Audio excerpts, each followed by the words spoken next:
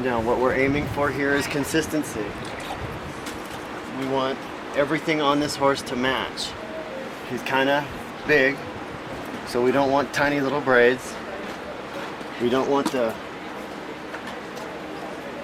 horse to have just a gazillion stupid little buttony looking braids, making him look oversized.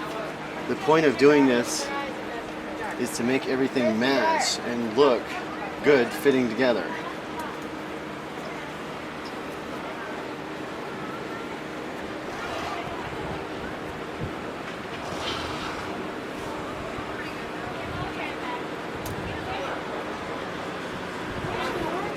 You can see how that one's cut. See that braid, how that's cut? It's cut right at the wrong place too.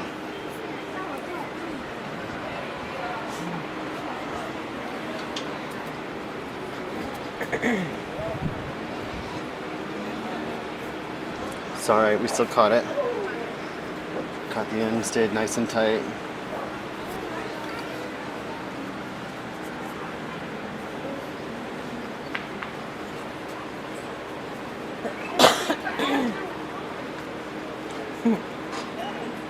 Get a picture of that.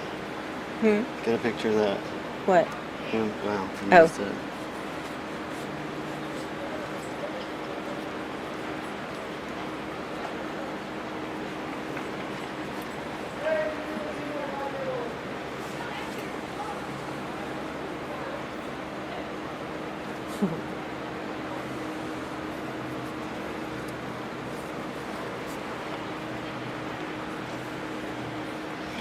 Likes to nibble sometimes, a little too hard on the skin, but he's just being affectionate.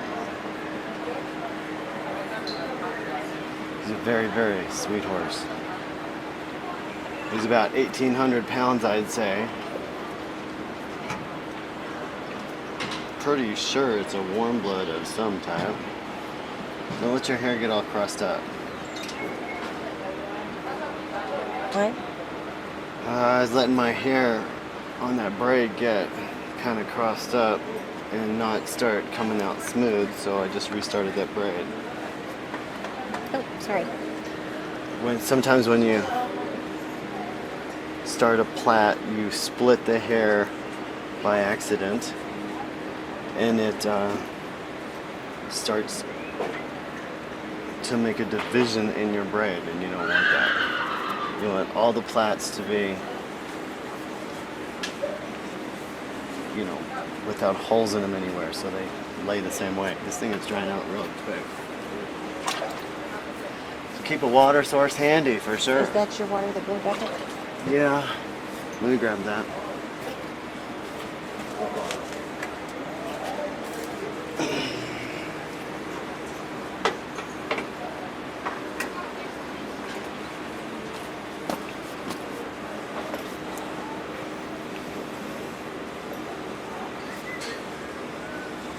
So, I say that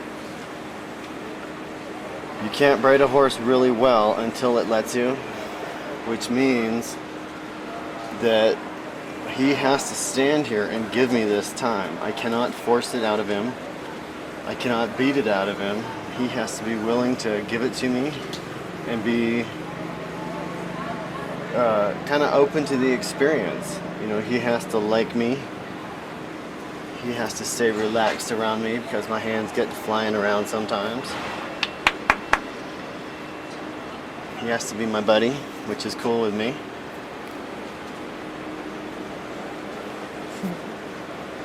Cool is the word when you're working with horses. You got to be really, really cool. Got to treat them with kid gloves all the time because they are essentially kids, child-minded, kind of stuck in forever being 5 or 6, your old mentality. So you have to cut them a bunch of slack. They're not always going to be perfect. Now see how I kind of tweak just a little bit on these knots just to make sure that the line's forming nice and straight, but that's what we're talking about. You can see how the neck is kind of, if you look at the line here, you can see how it ain't nothing like straight. It goes all the way up and kind of hooks way back here, so you can see the braids aren't gonna, to make a straight line here, they can't be the same length all the time. I gotta make them a little shorter and then make them a little longer and then make them a little shorter again to try to deceive the eye into thinking that this neck is nice and straight. Otherwise you give a roller coastery effect with your braiding, which is not what we are looking for here.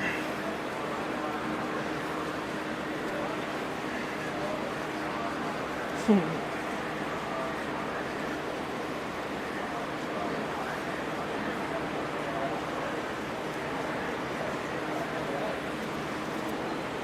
want to be able to hold that tip really well and tight in your fingertips.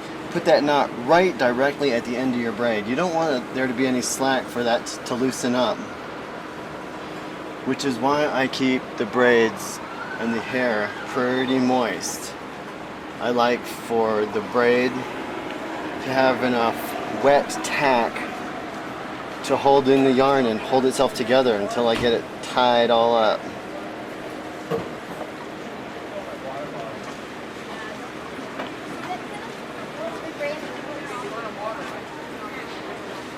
One, two, three. That's all you need to do. Nice tight knot. Now, another reason that I use this particular knot is because it's so good at crimping the braid and then still turning at the same time. Now, one of the worst things that can happen to you is your horse can rub on your braids a little bit and all of this hair that's left at the bottom of the braid suddenly is sticking out through the tops. We call that palm trees, and that's a no-no. We don't want the braids to ever stick out the top, so we do things to make sure they don't get the chance, but you have to do them correctly, otherwise, they all stick through. So the knot that I use there, that little 3 twists, is really good at crimping the end of that braid when I go to tuck it up. And you'll see what I mean about crimping and why that part of it is so important that you do it that way. Because if you mess up your braid at crimping time, then your tail, the tail end here that I'm talking about won't go down into your braid well, and you won't be able to catch it and tie it up. Now you can see how these are starting to go up a little bit, so I got to make my braid a little bit longer. This one lays longer than these to be able to maintain the integrity of this line. I know my shoulder's up there. Huh? I know my shoulder's up there a little high. So it's a good time to talk about breathing. When you do this job like you do anything else, you have to stand in almost exactly the same position for a long time. You know, usually at least half an hour, 45 minutes to do one job.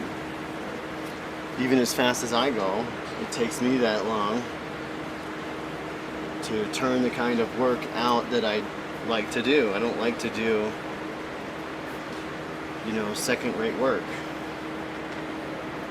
I like all my horses to look like they just walked out of the beauty parlor.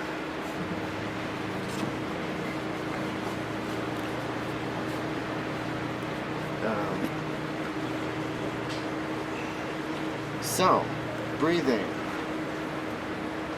If you get frustrated and you have your horse, you know, give your braids a good shake and they come out of your hand and you start to get upset, then you're going to start to hold your breath.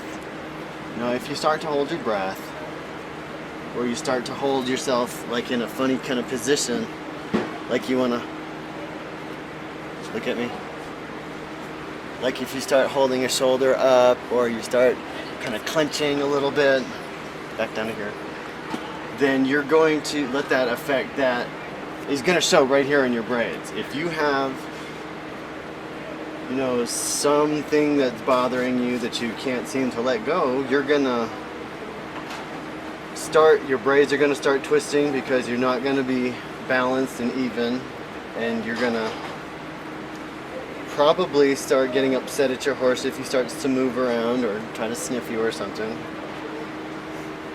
And it's best to just recall a breathing technique and just let it all go. Frustration is what's going to keep you from being a good braider, because you're going to get frustrated and you're going to make mistakes, and the horse is going to act up, and things are going to happen all the time that you can't control it, you can't do anything about it. All you can do is adjust and deal with it.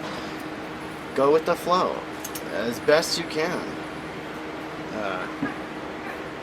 Don't ever forget that this is his time, as well as it is yours, as well as it is the person that owns him, but it's his time too. So, like I said, always be sweet to Mr. Horse. You know, give a horse a little love, it goes a long way. And just being able to go, okay, I am here in a stall with one of the coolest animals I know, rather than in a cubicle answering phones for somebody. And it'll put everything right back in perspective. You know, this is the best thing that you could be doing with your time as far as I'm concerned. Hanging out with horses is way funner than hanging out with most folks.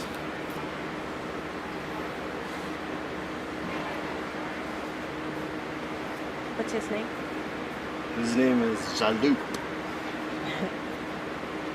But we call him Joss. Oh.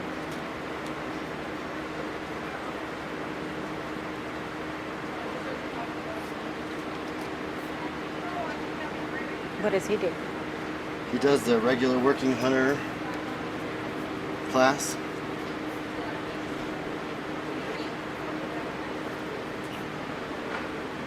I think he does pretty good too.